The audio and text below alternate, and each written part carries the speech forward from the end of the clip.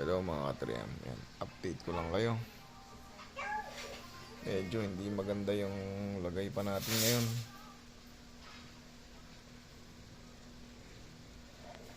Masakit yung balakang ko. Umadjust yung L5 vertebral body ko sa lakas ng pagkakasaldak. Hindi ko may kilos yung balakang, hindi ako makatayo ng maayos. Kailangan may bubuhat ng mga paa ko at bubuhatin yung katawan ko.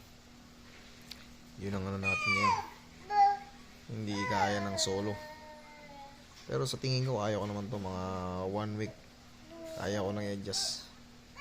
Meron akong upload dyan sa Facebook ko. In-upload ko dyan yung naging x-ray ko. Makikita nyo, nakalist talaga yung pangilalim. Kasi may buhat-buhat akong anak. Ito yung anak kong baby. 2 years old. Bumaba kami sa hagdan, nakamedyas ako.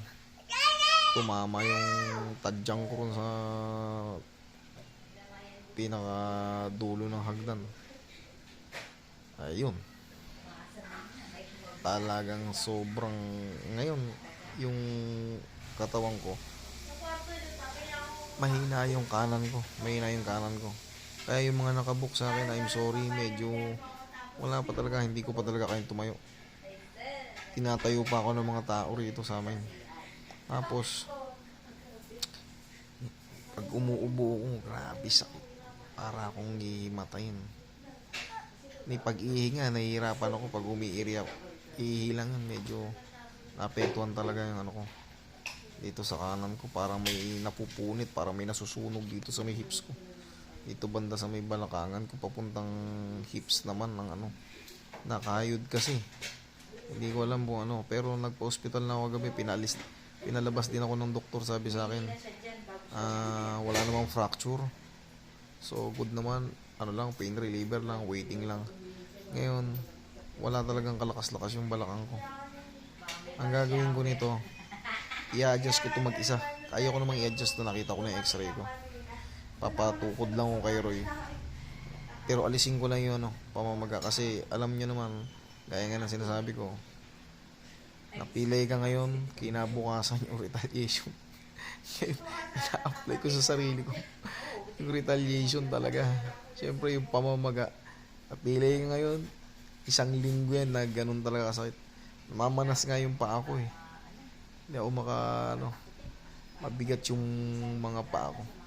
Lalo dito pagka nananaginip ako kagabi, napakilos lang ako. Gulat sila bakit ako nagsisilo. Sobrang sakit, parang sinusunog yung hip joint ko pag nagkamali ako ng kilos. So yun po ang update, siguro mga 1 week. Tignan nyo, i-adjust ko mag-isa yung sarili ko, bibideo ko. Naka-upload sa YouTube, sa Facebook ko yung 3M massage, naka-upload dun yung result ng ko, ng naging x-ray ko. Walang fracture, pero makikita nyo talaga may changes sa akin pati yung sa tuhod ko. Pero siyempre as nakaya kong pihitin mag-isa habang medyo kasagsagan pa ng sakit. Pinalagot ako ng ganun. Buti nga hindi na-apekto ng todo yung tuhod ko. Makikita nyo na twist din pagkakabagsak ko. Talbog ako ng tapos hawa ako ng bata, hindi ako nakatukod. Kaya grabe yung puwersa. Pero okay, mag-alala mga ka-3M. Kaya ko to. Okay? Maraming salamat sa mga nag-aalala. God bless po sa ating lahat. Mag-iingat din po kayo. Doon ako nagdulas. Yung hagdan namin kasi may kahoy yung simento, yung namin hagdan. Nakamedyas ako. Ayun. By the way, thank you po sa lahat ng nag-aalala. Kaya ko po ito. Kaya kong i-adjust to. Maraming salamat. God bless po sa ating lahat.